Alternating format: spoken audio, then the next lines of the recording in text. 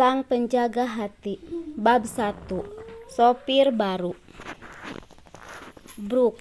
Au, sakit, rengek gadis cantik itu. Karena terburu-buru ia tidak sengaja menabrak pemuda tampan yang sedang membawa beberapa kardus. Alhasil, kardus itu pun jatuh berantakan di lantai. Beruntung isinya hanya pakaian yang akan disumbangkan ke korban bencana banjir. Maaf Nona, aku tidak sengaja. Anda tidak apa-apa? Udah tahu sakit, pakai nanya lagi, ucapnya kesal sambil mengerucutkan bibir. Ayo aku bantu, ucap pemuda tampan itu sambil mengulurkan tangan. Ia hanya berniat menolong, tidak ada niatan apa-apa. Gadis itu pun mengulurkan tangan, namun posisi kaki yang belum benar membuat gadis itu terjatuh lagi. Bahkan saat ini posisinya jatuh menimpa tubuh sang pemuda, membuat mata indah itu saling bertatapan cukup lama, saling mengagumi ciptaan sang holik yang nyaris sempurna. Keduanya mencoba menyenyahkan getaran yang ada. Beruntung keduanya segera menyadari kesalahan dan berusaha bangkit untuk segera berdiri. Kejadian itu membuat keduanya canggung. Pemuda tampan itu segera merapikan kardus yang jatuh berserakan.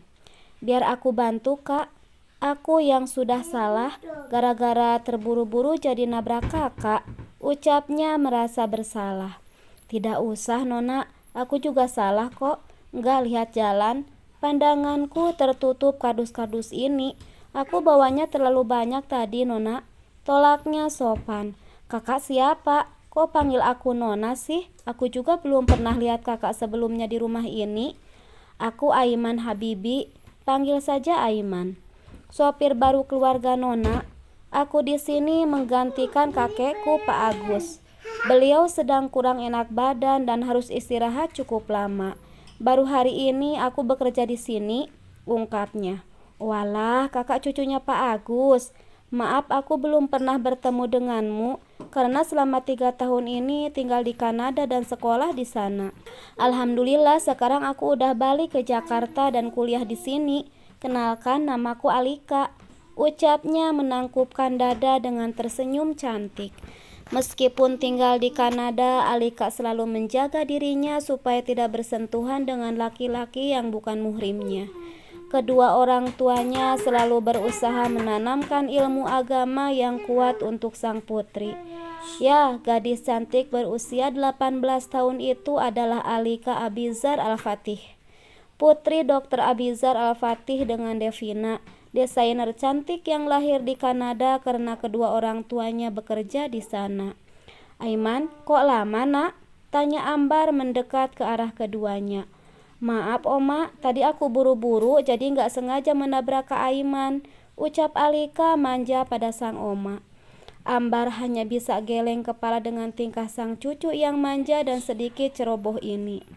Dasar, makanya jangan suka buru-buru. Pekerjaan yang dilakukan dengan terburu-buru itu tidak baik.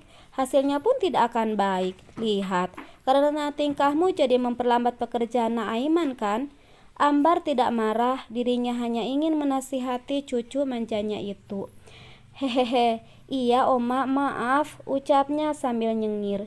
Ya sudah, yang penting kamu mau bantuin Aiman beresin kekacauan akibat ulahmu, ucap Ambar. Ya harus itu, tanggung jawab itu kan penting, bukankah begitu omaku sayang? Ucapnya sambil memeluk manja sang oma. Aiman yang sudah selesai membereskan kardus-kardus itu pun tersenyum geleng kepala. Nah Aiman, oma tinggal dulu untuk ganti pakaian. Yang kardus mie instan masukkan ke dalam mobil juga, perintah Ambar. Baik Nyonya. Siapa yang menyuruhmu memanggilku Nyonya? Panggil aku Oma saja, seperti Alika, Ryan, dan Renata. Iya Nyok, Oma, pinter. Ya sudah, lanjutkan pekerjaanmu. Alika memutuskan untuk ikut sang Oma. Ia pun naik lagi ke atas menuju kamar untuk berganti pakaian. Mau kemana sayang? Tanya Ambar pada sang cucu yang tampil cantik menggunakan tunik putih dengan bawahan celana kopi susu dan hijab senada dengan celana. Ikut Oma mengunjungi korban bencana, boleh kan? Izin dulu ke Mama, diizini atau enggak sama Mama kamu? Kalau diizini, Oma tidak masalah. Baik Oma, lirihnya sedikit kesal. Alika bosan di rumah, tidak ada yang bisa ia kerjakan. Main ke rumah Renata pun gadis itu sedang naik gunung bersama Arka. Ia ingin ikut berpetualang bersama Renata, tapi sang mama tidak mengizinkannya. Alika segera mengambil ponsel mahalnya di dalam tas dan menghubungi sang mama yang saat ini berada di butiknya. Assalamualaikum, Ma. Adik mau ikut Oma bakti sosial mengunjungi korban bencana banjir, boleh kan, Ma? Iya, aku nggak akan bandel. Aku akan bantu Oma, nggak akan nyusahin kok. Terima kasih mamaku yang cantik. Assalamualaikum. Alika berlonjak senang setelah mendapat izin dari sang mama. Alhamdulillah diizinin. Mama ngizinin aku, Oma. Kita berangkat sekarang kan?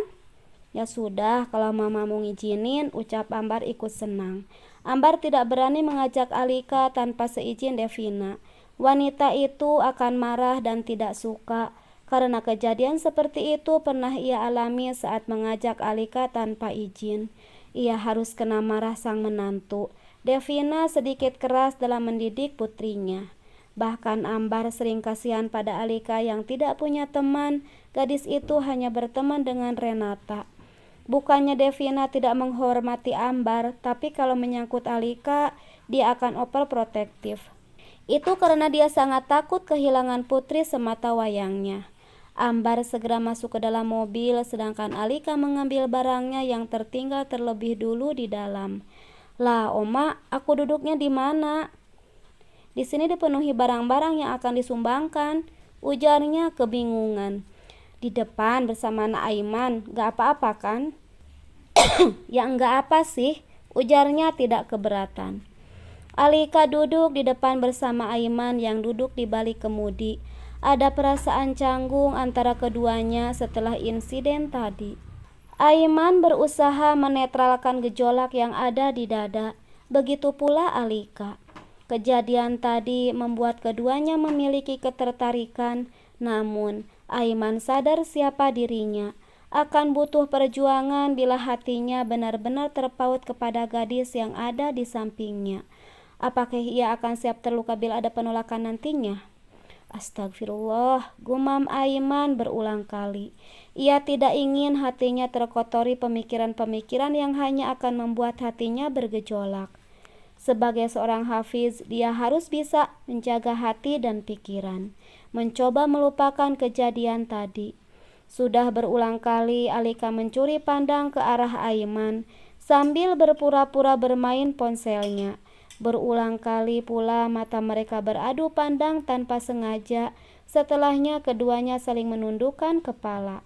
Kak Aiman benar-benar tampan, sungguh membuatku nyaman berada di sampingnya. Tapi akankah Mama menyukainya bila aku benar-benar ada rasa pada Kak Aiman? Melihat pekerjaannya hanya seorang sopir, apa keluargaku bisa menerimanya? Gumam Alika gelisah. Keduanya sama-sama sibuk dengan pemikirannya sendiri hingga mereka sampai ke tempat tujuan, posko penanggulangan bencana banjir dan longsor.